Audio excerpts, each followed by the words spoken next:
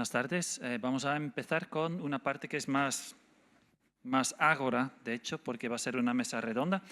Hemos visto ya que la inteligencia artificial está cambiando industrias enteras. Hemos visto también que cambia la forma de colaborar entre empresa, entre industria. Hemos visto que también cambia la formación y vamos a hablar de esos temas en esta mesa redonda que es titulada El futuro de la innovación con IA, puentes entre industria y academia. Y tenemos la suerte de contar con un panel de 4 expertos con trayectorias impresionantes en el ámbito de la IA y la innovación. Voy a presentar brevemente cada uno en orden en que estamos. Nos hemos sentado, creo, sí, según la foto para simplificar. Bueno,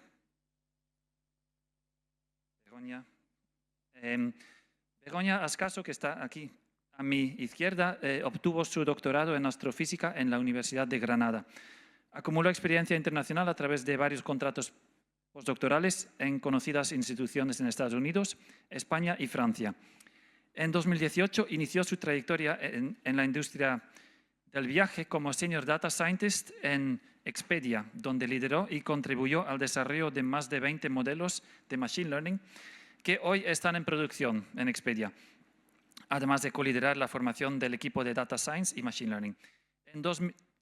En 2022 asumió el puesto de director de Machine Learning Engineering en Expedia, posición que posteriormente continuó en Egencia, una empresa B2B del sector de viajes. Durante la irrupción de ChatGPT, Begoña añadió a sus responsabilidades un rol estratégico dedicado al asesoramiento en inteligencia artificial, guiando a los líderes de la compañía en su adopción y aprovechamiento. Desde abril de este año lidera el equipo de Data Science y Inteligencia Artificial en Hilti Digital, donde su misión principal es acelerar el impacto y el valor de la IA mediante soluciones innovadoras. Bienvenida, Begoña. Gracias. A su izquierda tenemos... Disculpa, mi papel va en otro orden.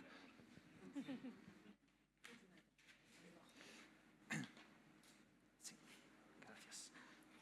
Tenemos a Carlos Recio Calzada, que es CEO de Idrus Soluciones e Innovación, donde lidera el desarrollo de robots de software basados en inteligencia artificial para la automatización de la asistencia telefónica, con su producto Robocia. Con una amplia experiencia en gestión de operaciones, innovación y gestión empresarial, previamente ocupó cargos de liderazgo en empresas como Atos Worldgrid y Mundivia, especializándose en soluciones para el sector energético y servicios públicos. Su trayectoria también incluye la dirección de departamentos de tecnología de la información en Endesa y Viesgo, así como la fundación de su propia empresa de desarrollo de software. Carlos es licenciado en Ciencias Físicas por la Universidad de Cantabria y tiene un máster en programa de desarrollo de directivo del IES Business School. Bienvenido, Carlos. Hola, encantado de estar aquí. La bio me la ha hecho Gemini. Todo inventado, ¿no? Es real, pero me la ha hecho él, que a mí me aburre hacer bios. Bueno, es broma. A su izquierda está José Miguel Prellezo Gutiérrez, bien conocido también, que es ingeniero de telecomunicación por la Universidad de Cantabria en 1995. Ha desarrollado su actividad profesional en el ámbito de la consultoría TIC, realizando multitud de proyectos de transformación digital en sectores diferentes. En la actualidad dirige proyectos de transformación digital en diferentes sectores,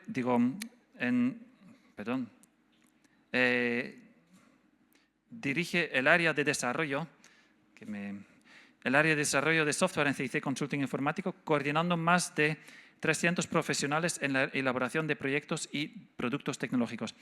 Colabora con la Universidad de Cantabria, donde es profesor asociado en el grado de Ingeniería Informática. En los últimos años también ha liderado 2 proyectos importantes de ciberseguridad, donde la IA desempeña un papel central en la detección de amenazas y entornos críticos, específicamente en la distribución de energía y en la industria 4.0. Muy bienvenido, José Miguel. Muchas gracias por la invitación y por permitirme formar parte de esta mesa. Bien, y como último panelista en nuestra mesa redonda tenemos a Beatriz Marcotegui, que es ingeniera de telecomunicaciones por la Universidad Politécnica de Cataluña. Es doctora en morfología matemática por la Escuela de Minas de París. Trabajó como profesor asociado en la Universidad Pública de Navarra durante 2 años impartiendo clases sobre procesado de señal y desarrollando un sistema de habla visual. Desde 1998 es profesora e investigadora en la Escuela de Minas de París en análisis de imagen, con interés particular en segmentación de imagen. Ella comenzó también en 2006 su actividad en el análisis de datos LIDAR, es decir, nubes de puntos 3D, por simplificarlo, desarrollando algoritmos de segmentación semántica aplicados a la creación y la actualización de mapas gemelos digitales. Eso es, gemelos digitales. Bueno, expertos de mucho renombre tenemos aquí. Para empezar nuestra discusión me gustaría centrarnos un poco en el tema de la formación. Esta mañana ya la decana de la Facultad de Ciencias mencionó un poco dificultades que se encuentran para adaptar la formación. Mencionó también que ella estaba buscando un resorte, no sabía exactamente qué resorte tenía que tocar, que había bastante dificultad en modernizar estos programas o incluso en crear programas nuevos. Mi pregunta sería, y esa es una pregunta grupal para todos, para discutir un poco, desde vuestra perspectiva, ¿qué cambios deberían priorizarse en la formación académica para responder a las industrias que están cambiando y para formar a los futuros profesionales en IA que la industria necesita? Es decir, ¿qué cambios deberían priorizarse en ese sentido?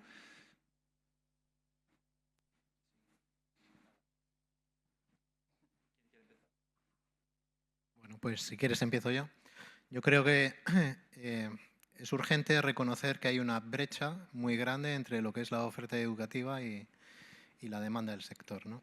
Ahora mismo no solamente es una brecha en cuanto a contenidos, sino sobre todo en cuanto a cantidad. Ahora mismo, pues no solo de la universidad, sino de todos los centros que pueden aportar alumnos que salen al mercado laboral, pues el número es pues muy reducido, y con ese número reducido pues un montón de empresas o la propia universidad o aquellas entidades que necesiten tienen que apañárselas, ¿no? Es decir, a día de hoy hay una brecha tremenda y eso lo sabemos desde el sector desde hace muchos años, lo estamos poniendo encima de la mesa. Pero yo creo que, bueno, o no se cree o no se quiere creer porque no se están poniendo efectivamente los medios para cubrir eso, ¿no? Pero estamos hablando, para que os hagáis una idea, de que probablemente todas las carreras técnicas de la propia universidad habría que multiplicarlas por 2 para empezar, sin mayor dilación. Pero claro, hacer eso igual nos puede llevar a plazos de entre 6, 8, 10 años, con lo cual, si tenemos que aguantar todo este tiempo de esta manera, pues difícilmente, ¿no? O sea, hay un tema pues probablemente de contenidos, pero sobre todo de volumen. Yo creo que eso es fundamental que lo sepamos. Y en cuanto a propiamente más el contenido de la pregunta de que, oye, que hay que cambiar, esto es lo que tenemos, hay que cambiar algo en los contenidos, ¿están bien? Pues creo que con todo lo que en el futuro que nos viene rodeado alrededor de la IA, está claro que esas materias que son intemporales, que pues no sé, las matemáticas, la física, la economía, la computación básica, todas esas materias hay que aprenderlas y hay que aprenderlas bien, porque van a ser esos pilares a los cuales nos vamos a poder asir cuando vienen las curvas, ¿no? Ahora viene un momento probablemente de cambio, de zozobra, y nos vamos a tener que adaptar. Y para poder adaptarte correctamente necesitas ciertos pilares, ciertos patrones bien asentados. Si no los tienes, pues difícilmente, ¿no? Yo echo de menos sobre todo un tipo de habilidades en la formación que son las habilidades transversales. Es decir, enseñar a la gente a trabajar bien en equipo, en hacer una comunicación efectiva, en tener un pensamiento crítico y abstracto. Ese tipo de formación es algo que, sinceramente, echo de menos. Se trabaja bastante la individualidad. Probablemente pues algo como lo que es el propio proyecto fin de carrera, que es una actividad que el alumno realiza de forma individual, deberíamos de cambiarlo y hacer un proyecto que fuese colectivo, porque los proyectos en la vida real son de esa naturaleza. probablemente cuando alguien vaya el día de mañana a trabajar en una empresa, aparte de esas habilidades que ha tenido que adquirir en la universidad, tiene que adquirir también el hábito del trabajo, de cómo se hace un proyecto, de cómo se trabaja con un compañero, de cómo se hace un trabajo conjunto y cómo si uno de los dos de las personas del equipo falla, pues no se está haciendo un buen trabajo, ¿no?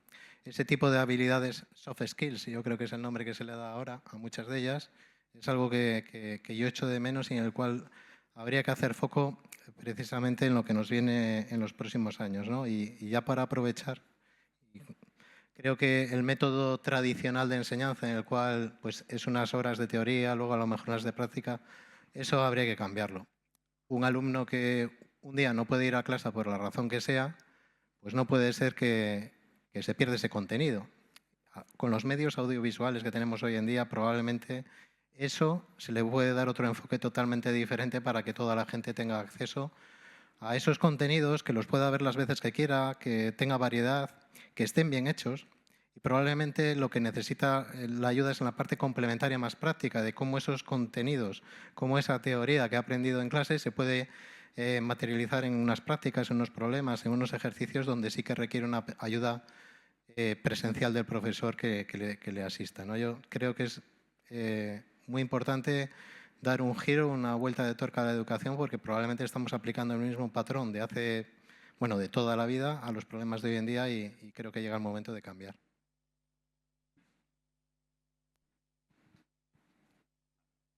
Un poco en la prolongación de lo que acabas de comentar, también estoy de acuerdo en el hecho de que la manera de aprender me parece que debería enfocarse también a proyectos concretos.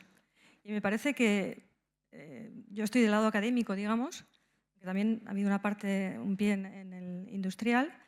Nuestro objetivo es formar a estudiantes con el objetivo de llegar a la empresa y producir y ser eficaces en ese contexto. Y resulta que se hace un proyecto final de carrera, pero llega justo al final. Me parece que la idea de proyecto debería ser más incipiente, más desde el principio y enseñar justamente a trabajar no solamente en equipo, sino también a contribuir y hacer evolucionar el contexto. Entonces, en ese sentido, me parece que la empresa y la academia no deberían ser dos sectores separados por una pared impermeable, sino que debería haber puentes y eventos como el de hoy que estamos aquí. Me parece indispensable para conocer, por un lado, cuáles son las necesidades de la empresa, poder así adaptar las enseñanzas y al mismo tiempo que los industriales sepan también cuáles son las posibilidades y eso abre la mente y permite crear una sinergia que me parece interesante. Bueno, pues por mi parte, quizá una perspectiva un poco diferente. Primero, una cosa que esta mañana y ahora discutiendo con alguno de vosotros me llamó la atención es que decís que aquí, en España, en Santander en particular, hace falta muchos puestos por cubrir. Estáis buscando personas que no tenéis hoy. En Francia, al menos, la perspectiva que yo tengo es diferente. Allí tenemos demasiados ya. Yo os puedo decir que cuando he intentado contratar a alguien, en un día he tenido 200 currículums. Que luego sean buenos o no es otro problema, pero tenemos realmente demasiada gente. ¿Y cuál creo que es la diferencia? Creo que la diferencia es que allá en Francia al menos se ha invertido mucho en hacer másteres, especializaciones muy concretas sobre el tema de AI en la universidad, carreras enteras, másters, todo tipo de especializaciones. Lo que hace que, bueno, pues al principio es un área muy excitante, muy interesante, pero creo que ha explotado bastante y ahora creo que estamos ya viendo un poco cómo se está saturando eso, ¿no? Entonces, yo optaría, desde luego, abrir más plazas en la universidad. La educación es fundamental, pero quizá no tan centrada, tan focalizada en AI, sino en los ingredientes básicos, como por ejemplo las matemáticas, física, estadística, quizá una manera que no se vean que no dé tanto miedo, que atraigan más al público general y a los estudiantes en particular. Quizá hacerles, como decían mis compañeros, hacerles ver una parte más cercana, más aplicada de cómo puede ser útil en la sociedad las matemáticas y las estadísticas, ¿no? No solo las matemáticas y las estadísticas, también creo que una parte que estamos viendo especialmente con el LE en GenAI es que también, como al final los utilizadores finales somos los humanos, también depende mucho de la psicología, de la sociología, incluso de la filosofía a veces, ¿no? Y yo creo que toda esta formación un poco más amplia, que a las edades de los 20, 23 años, cuando alguien es joven, es el momento de aprender todas estas disciplinas. Como esta disciplina AI está evolucionando muchísimo y yo creo que nadie es capaz de decir hoy a qué se va a parecer dentro de 10 años, creo que esto puede ser mucho más útil que quizá centrarse en todas las metodologías Machine Learning y AI que dentro de 10 años van a estar automatizadas. Quizá esta es una parte un poco más provocativa que estoy haciendo. Y luego, otra parte que creo que es muy importante enseñar desde el principio es adaptarse y autoeducarse, porque creo que también los programas universitarios en España, en Francia, son muy rígidos, ¿no? Ahora toca este año, estamos este año, este es el temario, cuando en realidad el mundo real es, mira, ahora pues ha irrumpido ChatGPT, las LLMs, y hay que adaptarse, hay que aprender cómo hacerlo. Cómo adaptarse a las nuevas circunstancias creo que va a ser más y más de actualidad. Y bueno, un último tema que creo que debería estar incluido en los programas sería una parte de, como mencionaban antes en las charlas, ¿no?, de la ética, como entender bien cómo lo que usamos está sesgado de muchas maneras y cómo ser críticos con eso y cómo poder corregir, ¿no? Tener conciencias de que tenemos una labor ética por la sociedad y cómo desde la universidad podemos intentar corregir eso desde el principio, ¿no? Entonces, vamos, estos son las modificaciones que introduciría. Bueno, Begoña y Beatriz han abierto varios melones, pero solo voy a entrar a uno, que es el de la pregunta, el de qué hay que hacer para mejorar la formación en el IA. No tengo ni idea, no tengo ni idea. Llevo 35 años fuera de eso, pero tengo la suerte de que tengo 6 ingenieros informáticos en la empresa y se lo he preguntado. Tienen 25 años, digo, oye, ¿qué hay que hacer para mejorar lo que habéis estudiado? Y todos me han dicho lo mismo. Casos reales y problem solving. Es decir, está bien la teoría, pero luego salen de allí y hasta que no llevan un año no están pinaos. Porque la vida real luego es distinta. Y los 6 me han dicho lo mismo. Pues para mí, vamos, coincido con ellos, eso es lo que hay que hacer, acercarlos más. Y luego acercarlos más no solo con casos reales, sino con cosas reales. A mí me ha extrañado muchísimo no ver aquí universitarios de los que están utilizando o aprendiendo ahora inteligencia artificial. O sea, yo pensé que aquí habría 20 o 30. No hay ninguno. Algo falla, está desacoplado.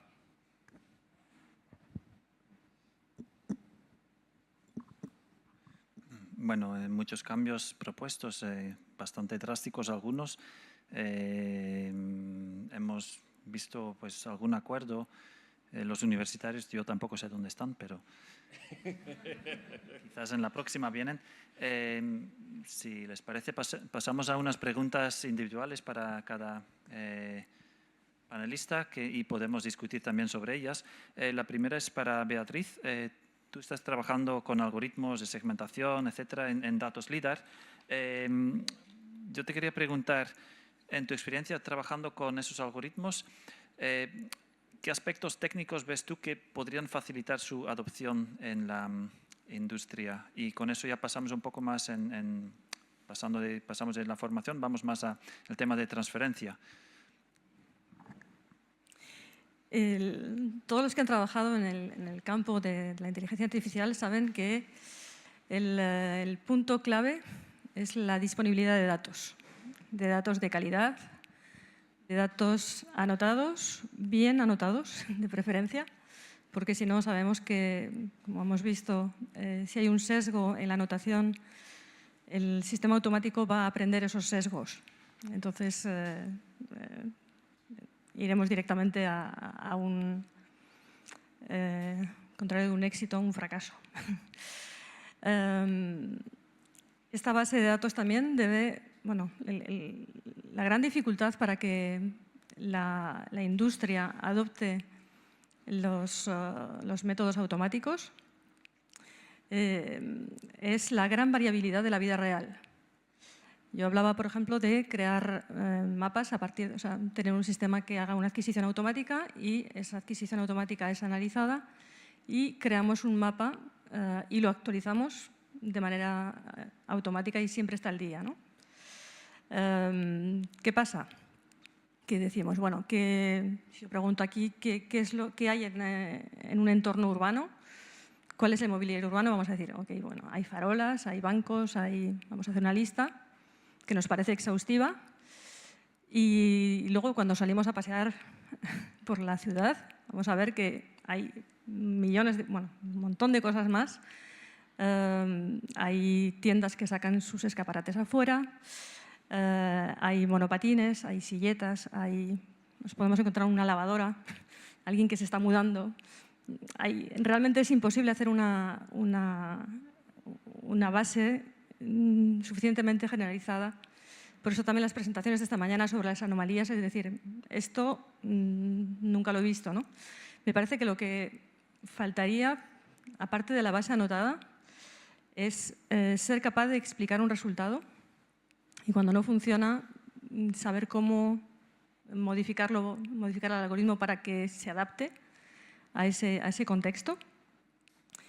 Y otro criterio que me parece esencial es el poder asociar una fiabilidad al resultado. Es decir, yo voy a decir, este es mi mapa, aquí realmente hay una farola y estoy segura al 99%, y aquí, bueno, yo voy a decir que es un parquímetro, pero no estoy tan segura, quizá mi fiabilidad es un 30%. Si conseguimos poner todo esto en la práctica, me parece que se puede llegar a soluciones industrializables, pero son los elementos críticos, digamos, que habría que desarrollar, desde mi punto de vista. Gracias. No sé si alguno de los demás queréis añadir algo a estas ideas. ¿No?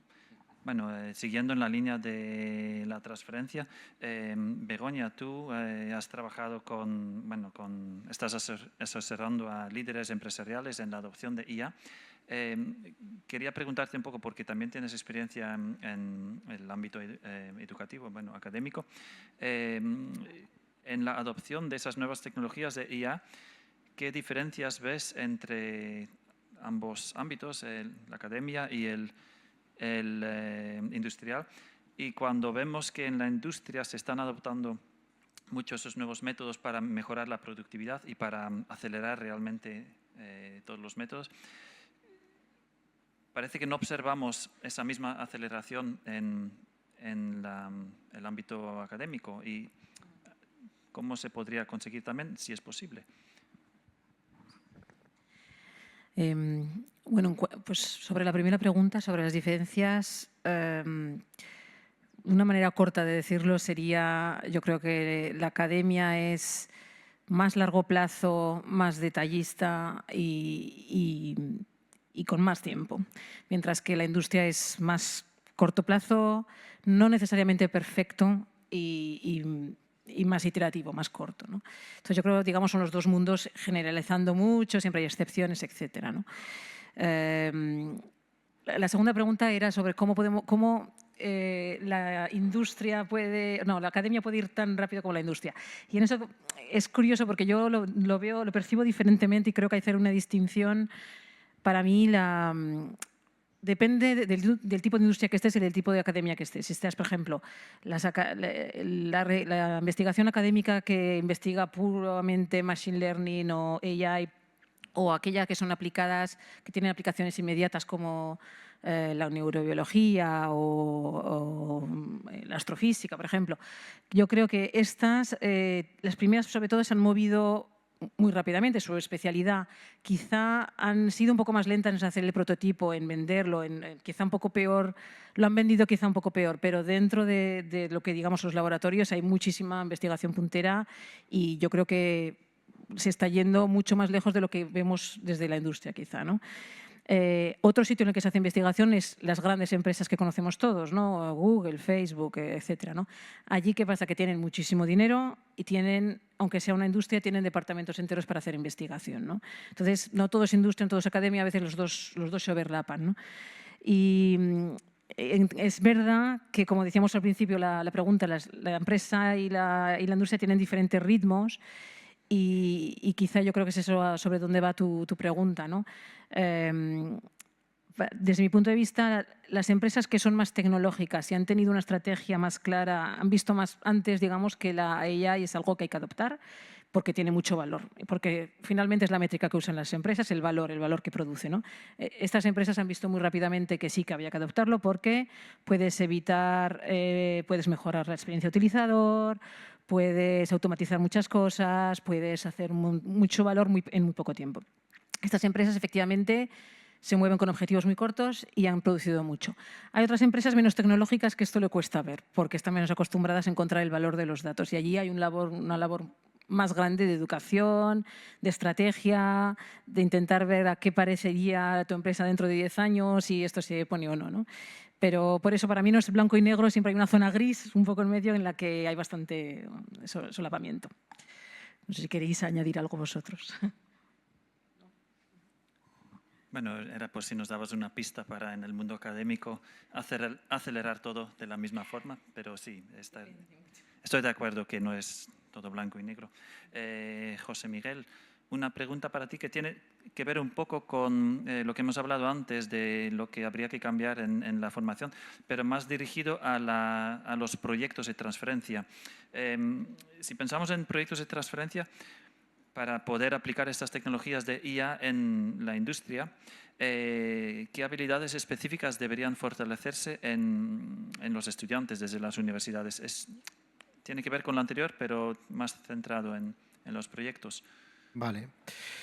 Bueno, con relación a los ejemplos que tenemos ahora encima de la mesa más potentes, que son temas de ciberseguridad, con la IA como trasfondo, a nosotros en concreto, pues la iniciativa que tuvo la universidad el año pasado de montar un curso experto en temas de ciberseguridad nos vino fenomenal en aquel momento, ¿no? Porque necesitábamos pues tener un equipo que tuviese pues ciertos conocimientos avanzados que pues en una formación de este tipo pues se puede dar a determinada gente que pues ya sea estudiante o profesional, ¿no? Este año creo que se ha continuado de otra manera, pero son iniciativas que yo creo que ya tocan directamente lo que se está haciendo en la empresa y vences un poco ese tiempo de espera desde que se inicia un plan reglado y tienes una asignatura que más o menos se parece a lo que tú tienes hasta que tienes el profesional en la empresa. O sea que digamos que de una forma ágil pues se pone algo en marcha. Pero en concreto el tema de la ciberseguridad, pues más allá que un curso, pues es una materia que debería ser ahora mismo transversal a toda la universidad, por ejemplo, ¿no? Porque la ciberseguridad, a lo mejor estamos hablando de conceptos avanzados, pero hay otros de cultura general que pueden afectar exactamente igual a todas las carreras. Ahora todo el mundo, independientemente de la carrera que estudie, va a estar utilizando herramientas de IA por descontado y va a tener las amenazas de ciberseguridad por descontado, directa o indirectamente, y probablemente viva más de una a lo largo de su vida profesional. Si esa gente no tiene una formación adecuada, ¿qué va a suceder? Pues que va a sufrir, y va a sufrir bastante. Entonces, muchas veces no se trata únicamente de centrarse en las carreras técnicas para que tengan un conocimiento experto avanzado en algo, sino que muchas veces lo que hay que hacer es dirigirse al resto de carreras y dotarles de los contenidos técnicos de los cuales carecen y que van a necesitar para estar bien preparados a hacer su trabajo. Ahora mismo cuando nosotros hacemos un proyecto, independientemente del sector en el que sea, siempre te va a hacer falta alguna persona que te allane el terreno de la comunicación. Nosotros hablamos un lenguaje muy técnico, pero no sé, haces un proyecto en el área de la medicina y hay conceptos que a ti pues se te escapan. Necesitas a alguien que esté como de interlocutor para que allane un poco el terreno de lo que el cliente final te está pidiendo y de lo que tú le estás ofreciendo, ¿no? Entonces, esa persona que tiene un conocimiento del negocio, pero al mismo tiempo tiene un conocimiento técnico para que esté de bisagra en ese mundo, yo creo que es un perfil muy demandado, ¿no? Ahora mismo.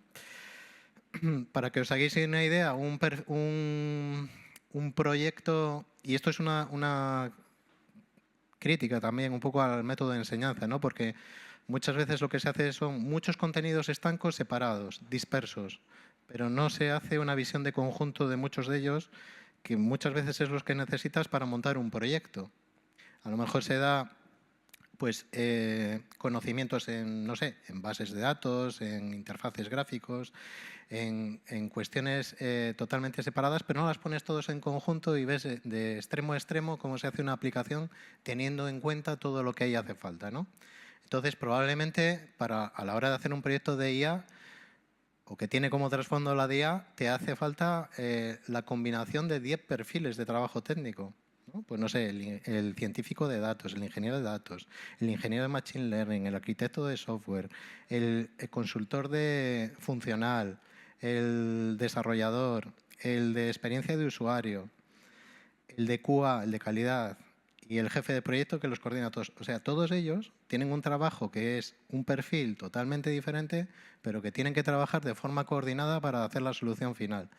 Si esa visión conjunta del trabajo no se tiene, empieza a haber fallos. Todo el mundo obviamente tiene que ser especialista en lo suyo, pero tiene que entender lo de los demás.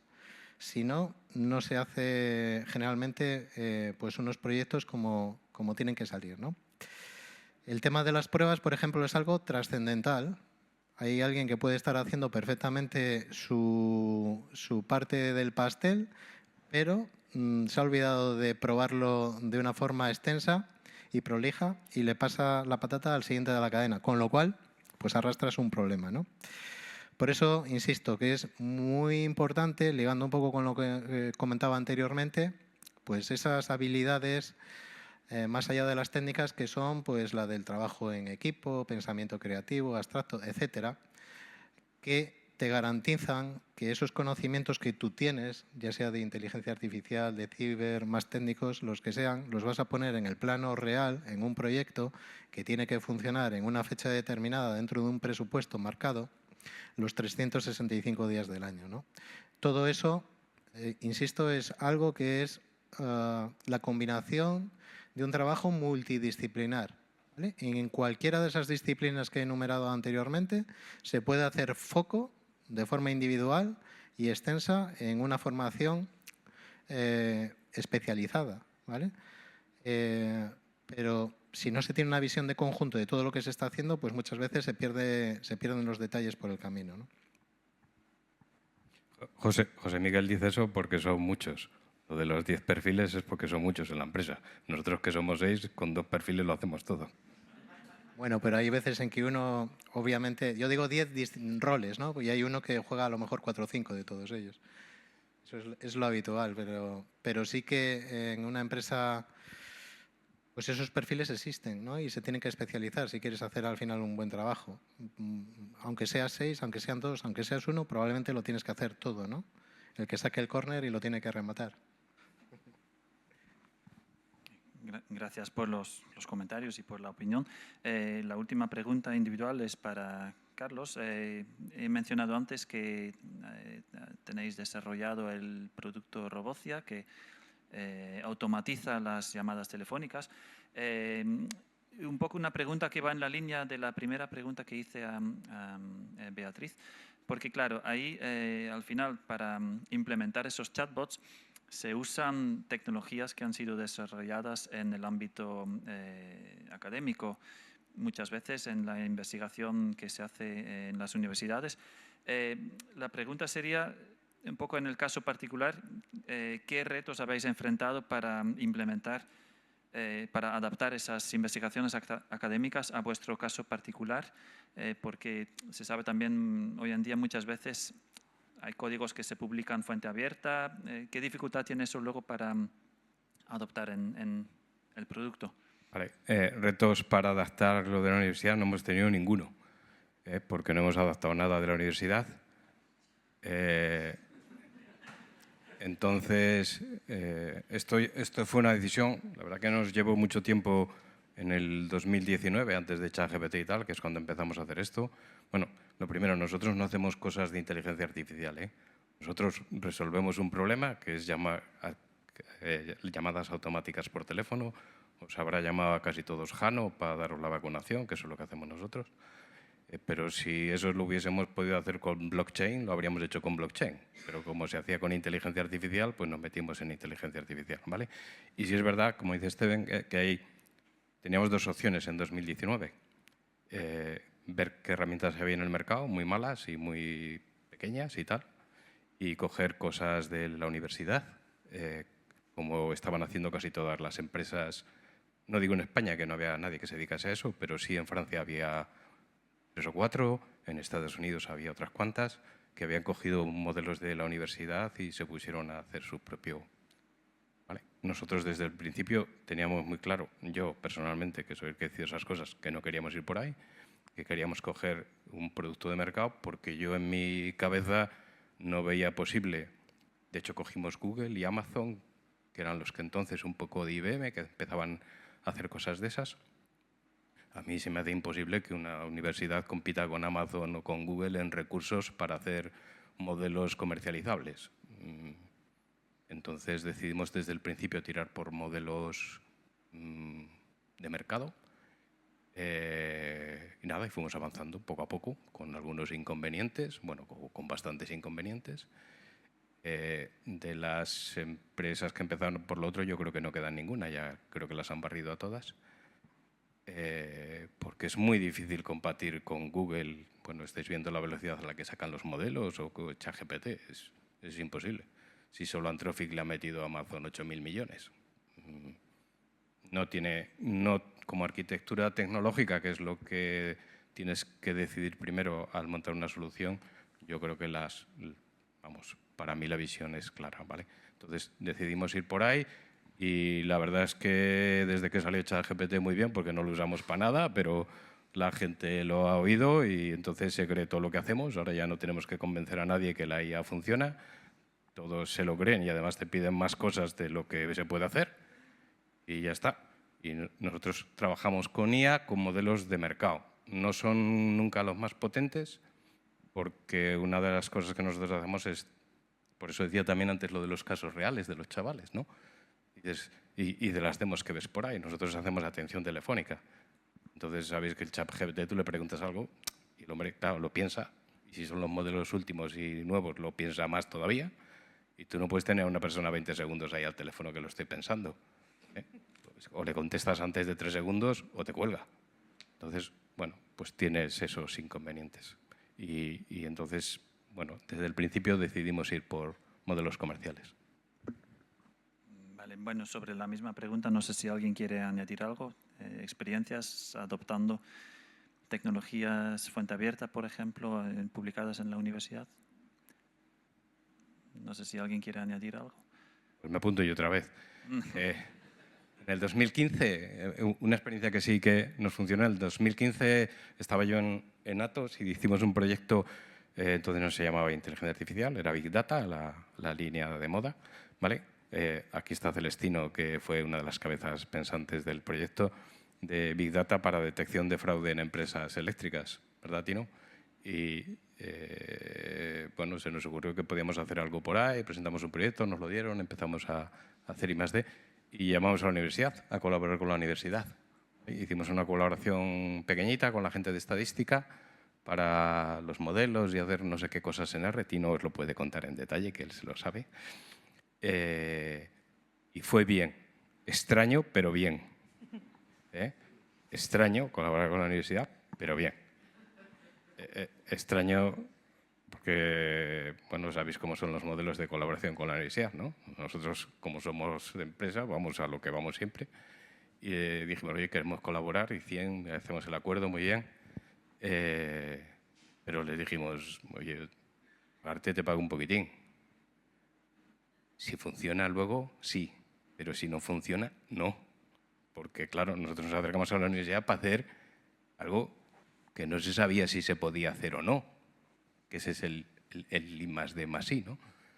Y es un modelo extraño también para colaborar con la universidad. Aceptaron, y nos fue muy bien y trabajamos fenomenal con el equipo de la universidad, pero siempre me llamó la atención el modelo ese extraño de proponer a la universidad trabajar por resultados y convencerles. Muchas gracias. ¿Alguien más? ¿No? Bueno, para terminar ya una última pregunta grupal para todos sobre los proyectos seguimos con esa línea de proyectos entre universidad y empresa y colaboraciones. Bueno, claro, este es un evento en que colaboramos personas desde la universidad y personas en el mundo empresarial. ¿Qué otras iniciativas pensáis que podrían fortalecer la colaboración entre empresa y universidad para fomentar e impulsar los proyectos de inteligencia artificial? Yo creo que hay una parte que es la universidad dual, ¿no? De la que muchas veces se ha hablado, que es algo que yo creo que hay que dar ese paso. O sea, si queremos hacer que la experiencia de los proyectos reales sea parte de la propia educación de los alumnos, pues es el paso natural, el que haya una universidad dual. En su momento ya se puso en marcha la formación profesional dual, yo creo que con una experiencia bastante positiva, y en el mismo sentido, pues arreglar de alguna manera pues esos proyectos que de alguna manera van a servir para que los alumnos puedan tener una visión más clara desde el inicio, formando parte de su etapa educativa, de cómo se trabaja en una empresa, ¿no? Son cosas que obviamente en la universidad no se van a poder enseñar y que para eso está precisamente la empresa, para complementar esa parte. Yo, vamos, apostaría por esa parte, por la universidad dual. Yo, para añadir un poco a lo que estás diciendo, otra vez comparando con Francia, me perdonaréis, pero es que creo que es un programa que funciona muy bien en Francia, lo hemos hablado estos días. Hay un programa que lo subvenciona el gobierno hasta un 70% y es para los doctorados, para hacer un doctorado mixto, empresa y academia. Y yo creo que todo el mundo gana en eso, porque realmente para la empresa no le cuesta nada, es realmente unos miles de euros al año. La persona que hace el doctorado descubre los dos mundos a la vez y luego puede decidir su trayectoria profesional un poco más tarde. La persona que está en la industria recibe el conocimiento fresco de la academia y además tiene la oportunidad de hacer investigación directamente en su empresa, y la persona que está en la academia también recibe datos y perspectivas diferentes de la industria que no tiene, ¿no? Yo creo que es un programa fantástico, además es bastante único en el mundo. Tenemos otros investigadores en AI, como Jean Lecuin, por ejemplo, que es francés pero está en Estados Unidos, que lo elogia todo el tiempo, y creo que tener algo así en España sería fantástico, porque realmente yo creo que solucionaría muchos problemas. Si ya yendo un poquito a más corto plazo, quizá no tan idealista, creo que lo hemos tocado antes, ¿no? También sería el tema de a lo mejor el proyecto de fin de carrera, pero revisitado, ¿no? Quizá a lo mejor hacerlo no al final de la carrera, sino quizá después de a mitad de carrera hacer una cosa intermediaria, ¿no? Y que permita a lo mejor un puente también allí con la industria. Hacer un trabajo quizá no tan grande como una tesis, pero quizá un proyecto un poco más corto tiempo, ¿no? Yo creo que son dos ideas que facilitarían mucho. Aquí en este grupo de panelistas hay un sesgo francés, porque bueno, yo también tengo el ejemplo francés, y aparte del mecanismo del que has mencionado para hacer una tesis con empresa, existen otros dos elementos que me parece que son interesantes, pero bueno, hace falta también una voluntad política, porque todo esto nada es gratuito.